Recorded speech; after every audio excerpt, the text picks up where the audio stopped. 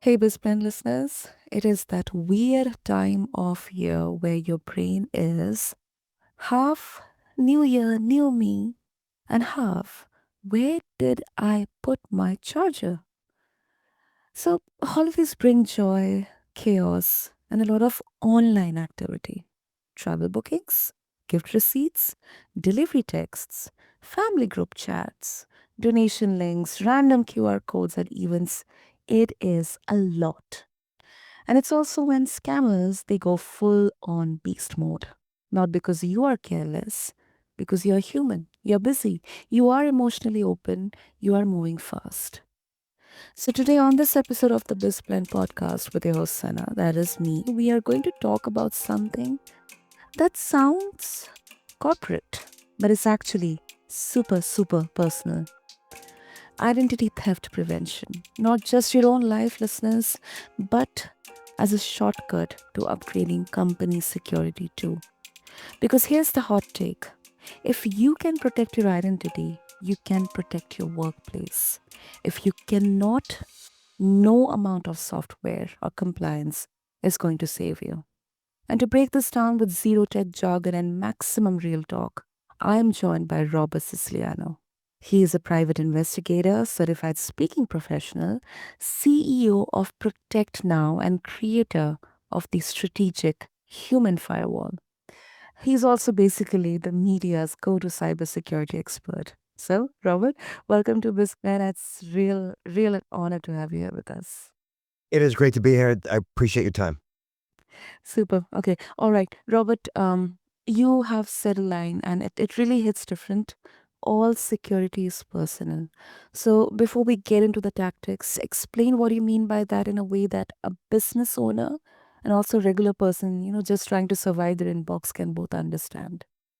So, all security begins with you and your being, right? So, when it comes to, say, physical security, you think Mm. predators, you think bad guys, you think a mugger, a thief, you think somebody that might mean to do you harm. And so, to get your physical security in order, you would need to understand like the basics of how to avoid and remove yourself from a dangerous situation. And that usually begins with, the absolute basics like running. Running is always a good thing, getting away from the bad guy. But then of course, self-defense, knowing how to, if necessary, physically debilitate another human being. Like that is one of those unfortunate things in life that you just may need to know how to do. And so physical security begins with your person, your being, right? And then once you understand like the absolute basics of how to physically protect yourself, then you can teach like your loved ones, your spouse, your kids, your daughter who's going off to college, okay? And then your identity, right? Your identity is very personal to you. Your name, your address, your personal identifying information, right? Your most sensitive information is very personal to us. And Mm. understanding how to protect your own identity, I think, is in line with how to protect your own physical being. Because when you think about it, predators and thieves, like these are a small segment of the population that they've always been out there. They always have been, they are, and they'll always be there. They're always Mm. looking for, their next mark or the next victim. And our job is to become a tougher target. Our job is to do things to make it less so that they would choose us. And that means, putting basic systems in place, like knowing how to physically defend yourself, doing different things to protect your identity, managing your passwords, protecting your credit cards, protecting your hardware and your software. And so when an employee engages in the process of protecting themselves in the Mm. physical world, right? They're developing a mindset for personal protection. And then when they evolve to protect their own identity, right, from, say, criminal hackers and such, now they're actively engaged in, information security, data security, Yeah. computer security. And all that is very personal to us. And we are, obviously, like a selfish or self-interested creature. And that's not Mm. necessarily a bad thing. Like you do need to take care of yourself first. Exactly. Yeah. And then once you do, in regards to your security, then you're able to educate those around you as to what their goals and responsibilities are to protect themselves too. It becomes a it becomes a process of not Mm. just protecting yourself, but teaching others to protect them. And because the way I see it, we're all in this together. Absolutely. Absolutely. Really love that line. We're all in this together because it's a beautiful blend of individuality and also community as well. That's what we need right now. And one thing that, I have observed, like when we talk in the context of companies or workplaces, that at the end of the day, it all boils down to this boring security or data information security training. It just gets reduced to maybe a PPT or a document. That's it.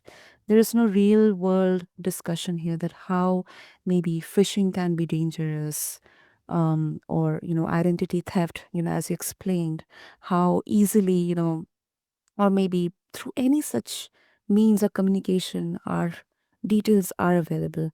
Where do you think exactly is the gap in there? Excellent question. So, Mm, the most corporations, government agencies, those who engage in basics of security awareness training, they're mm, providing something we call phishing simulation training. And okay. phishing simulation training is just that. It simulates the scammy fishes that we would receive via email.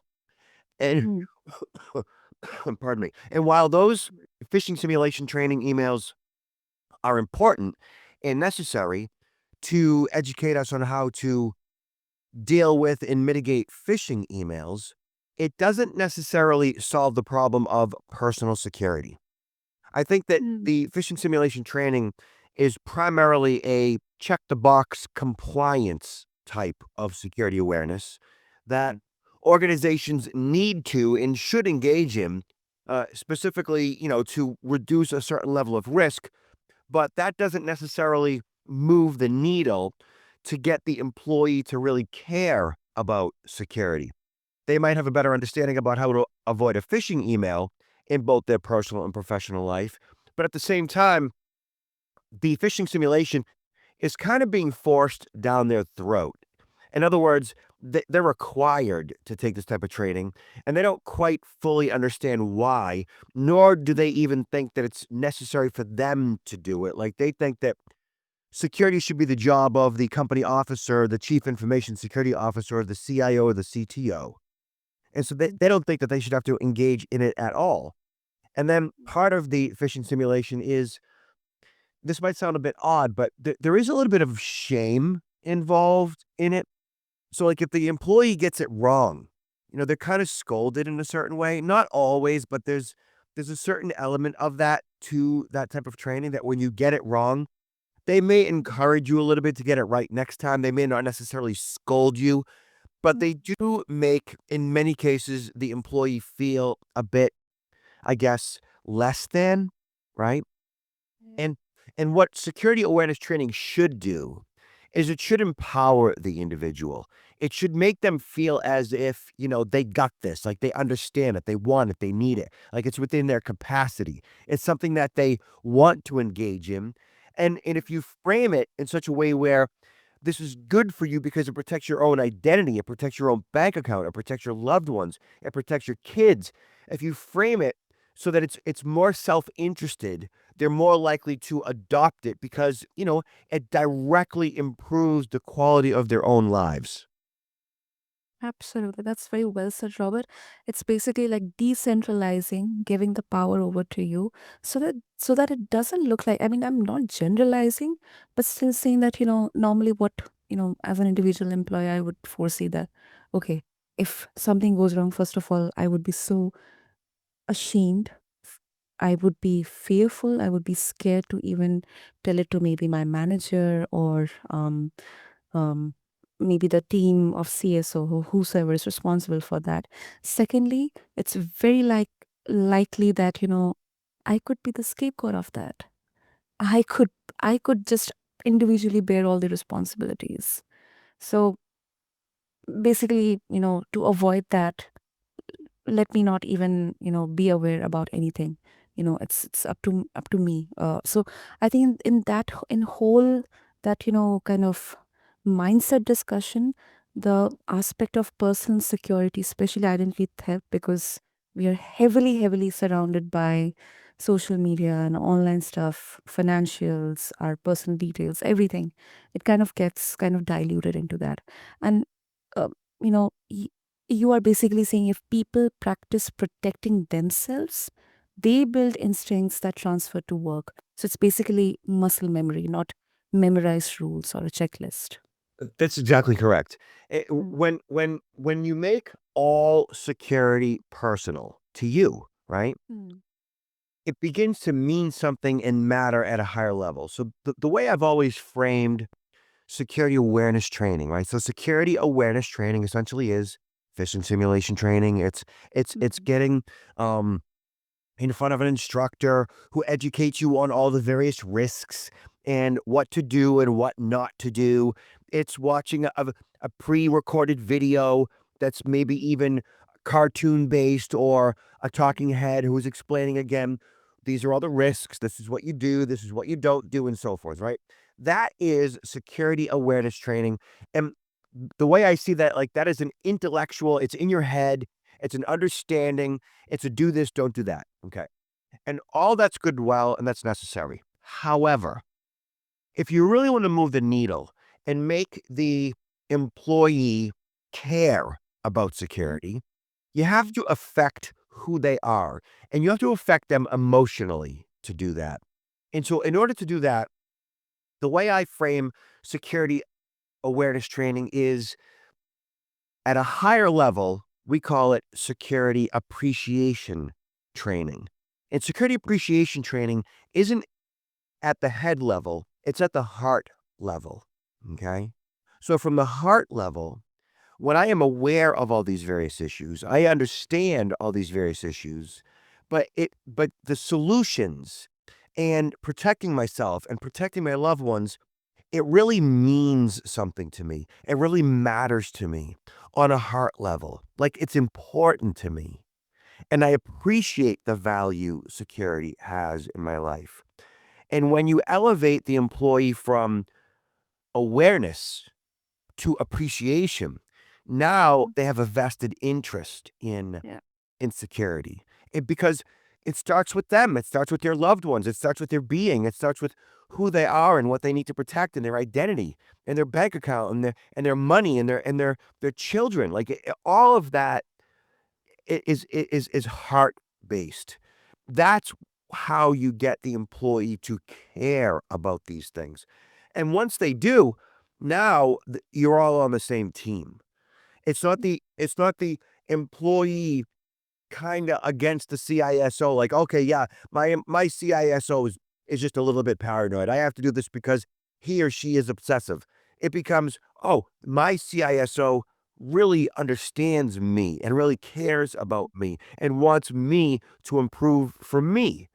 And you frame it in that manner, the employee becomes part of the solution. And I don't know that anybody's actually effectively doing that. I don't know if that any other security awareness training is actually affecting people via the heart. And once you do, I've seen and I know the ROI is real. Mm.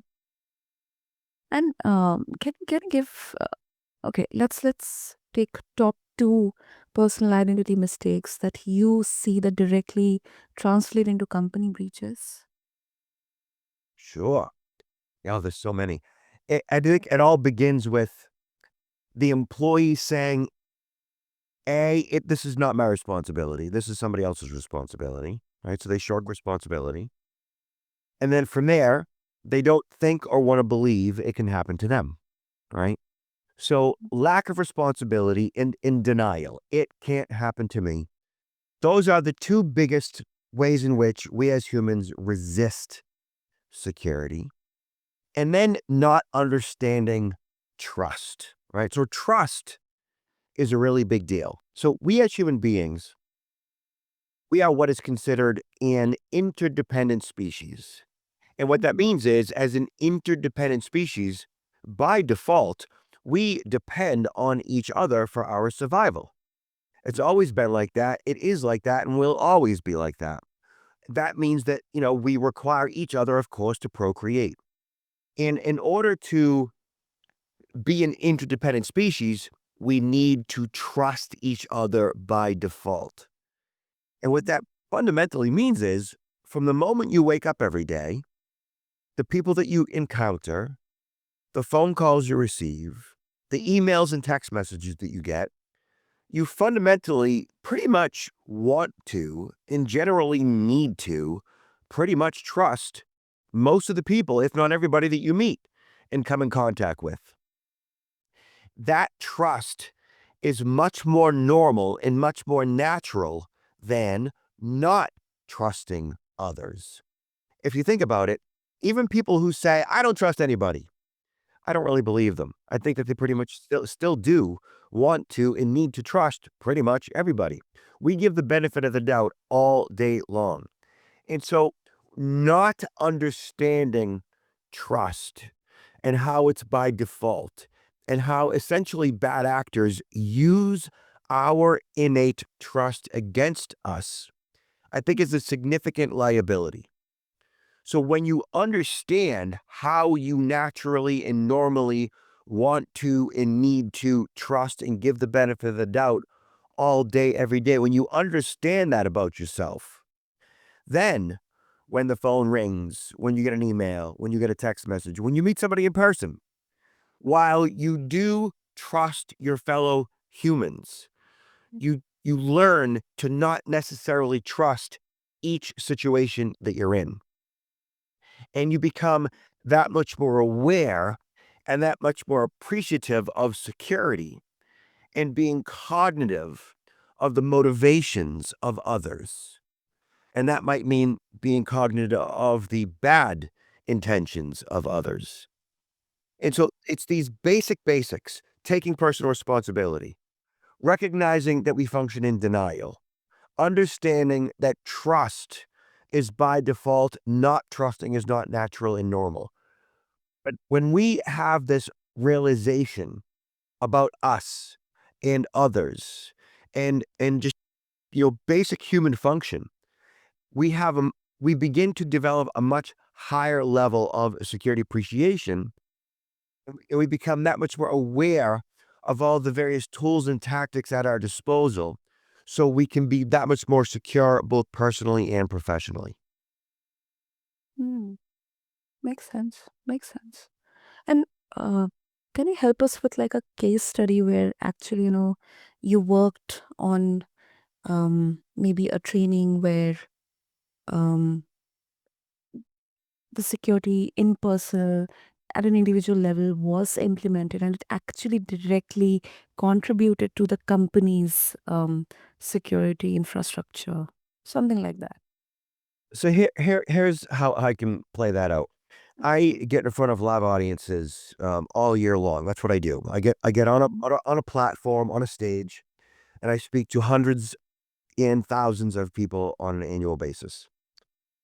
And the majority of the time, when I am speaking to an audience for the first time, Mm-hmm. I'll ask them a series of questions, a series of qualifying questions, just to kind of get an idea of where they're at in regards to their own personal security. Okay. And one of the questions I ask is, and it's like the very first thing I ask them, and I ask them to raise their hand. I say, how many of you can honestly say that you use a different passcode across all of your critical accounts? In other words, you're never using the same passcode twice across all your critical accounts. If you can say that you use a different passcode across critical accounts, raise your hand. If I get 90, if I get 10% of the room to raise their hand, if I get 10% of the room to raise their hand, that's a lot, which means that about 90% are using the same passcode across all their various accounts.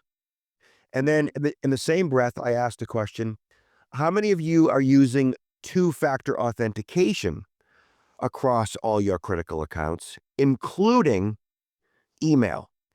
If I get 10 to 15% of the room to raise their hand, that's a lot. which means approximately 85 to 90% of the room are using are not using two-factor authentication. Yeah. Okay. And so password management along with two-factor authentication in general, the audiences that I speak to the first time, they're pretty much like 80 to 90% of the room is not are not using the absolute basics, the absolute 101 of cyber hygiene, which is using a password manager that facilitates using a different passcode across multiple accounts and using two-factor authentication, which makes all of the exposed passwords on the dark web useless to the thief, right? And so when I get in front of that same audience a second time, generally in about a year's time, and I ask those same questions, it's usually flipped on its head, meaning that usually 85 to 90% of the room, the second time around, they are using a password manager, facilitating a different passcode across all their multiple accounts, and using two-factor authentication for all their various critical accounts. So they go from 80 to 85% not using two-factor authentication and not using a password manager to 85 to 90% using two-factor authentication and using a password manager. And that's what it takes. It takes getting in front of the audience, explaining what security is and isn't, having them recognize that trust essentially is overrated, that they trust too much, getting them to recognize and realize that many of them are functioning in denial, and ultimately having them see that once they appreciate the value security has in their life, they'll engage in it because it means something and it matters to them. It takes the initial wake up call, an initial challenge of their belief systems to get them to the point where they recognize security as something that is of significant value in their life. But it takes that awareness, it takes that appreciation at a higher level to get them to ultimately see how, for the majority of their lives, they've looked at security in all the wrong ways. And I've seen this happen over and over again where audience members will come up to me at the very end of the presentation and they'll say to me over and over again, I came here because my employer told me that I had to. I came here because I was forced to be here. I came here because it was just part of the curriculum, but I didn't really think that I needed it. And time after time, they say, I didn't think this presentation was going to be what it was. And I'm so glad that I came because it really does mean something and matter to me more so than it did before. Absolutely. And that's what security appreciation provides someone. It's a much higher level than security awareness. Security awareness just really scratches the surface, whereas security appreciation affects them on a heart level. Absolutely. Yeah. Yeah. I agree with you on that. I agree with you. And I don't know whether it's a valid question or not, Robert, but um, as we see so many examples out there, people kind of would assume, because now we are working in a workplace setup where there are multiple generations involved. I mean, we have boomers, we have Gen X, we have millennials, we have Gen Zs. There's a very common assumption that okay, only maybe the old people who are not much of tech savvy, they are much more prone to all these, security threats and everything. I mean, I'm someone who was always surrounded by digital stuff, tech stuff. I know about password manager. I know about two-factor authentication. I know about it. So I'm not um, I'm not prone to all this. I'm actually very smart because I'm aware about it because I know how to use them. What's your opinion about this? Is this something kind of a more of coming from an ego point of view? So interestingly, the younger generations who grew up with digital devices are, in fact, that much more tech savvy. They generally are a bit more capable of recognizing various scams. Mm, They are a bit more savvy when it comes to recognizing risk. The- but the big difference is with the older generation, say the baby boomers. Baby boomers, yes, they are less tech savvy. They are a bit too trusting as well. They mm, are a bit too trusting. But at the same time, they do make more of an effort to engage in basic security practices. mm, So the baby boomers are better at changing up their passcodes. They're better at enabling two-factor authentication. So I think the older generations do take security a bit more to heart than the younger generations. Uh, interestingly, but at the same time, the baby boomers are a bit more easily tricked, which is a big part of the problem. Because if you can be easily tricked, then you bypass all your existing security, and your existing security doesn't really matter so much if you are being tricked. So, um, there are risks with younger and older generations. In the end, again, we are all in this together. And as an interdependent species, we need each other, and we need to teach each other what these risks are so that we can appreciate the value security has in our lives. And we approach each situation when we encounter the bad actor around the same way. We need to encounter the bad actors with suspicion. If somebody means to do you harm, there's going to be telltale signs. They're going to ask for your passcodes. They're going to ask you to change up your passcodes. They're going to ask you to click links. They're going to ask you to download files. They're going to threaten that your loved one is, say, being kidnapped or has been arrested, and they're going to seek payment. And all of these ruses, all of these scams are designed to get your blood pressure up, no matter what your age is. And if we have these discussions with our loved ones as to what to look out for and to stop and think before you react, then I mm. think we all have a much better chance of fighting off the bad actors. Absolutely, no doubt here, Robert.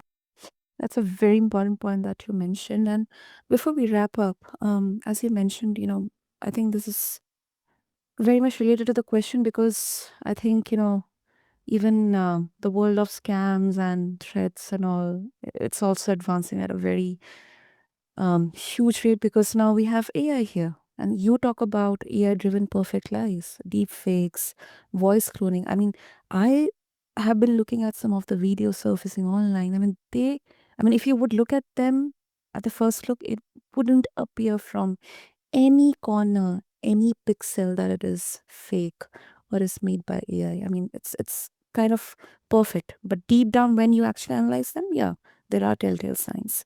But then there's kind of a contradictory take here. Is this being like AI scams, is this being overhyped to scare people, or are most companies actually underreacting? I think the issue that we face here is that the human voice can be 100% cloned, and the human ear cannot detect real or fake. That's problematic. So when your voice, my voice, is 100% cloned, Mm, and caller ID can be spoofed, which it can be, and your phone rings, and it's your mom or your dad or a sibling, and it's their voice with their caller ID, you are 99% at risk yeah. because you can't tell the difference. You can't tell the difference in the real or the fake voice, along with caller ID being spoofed.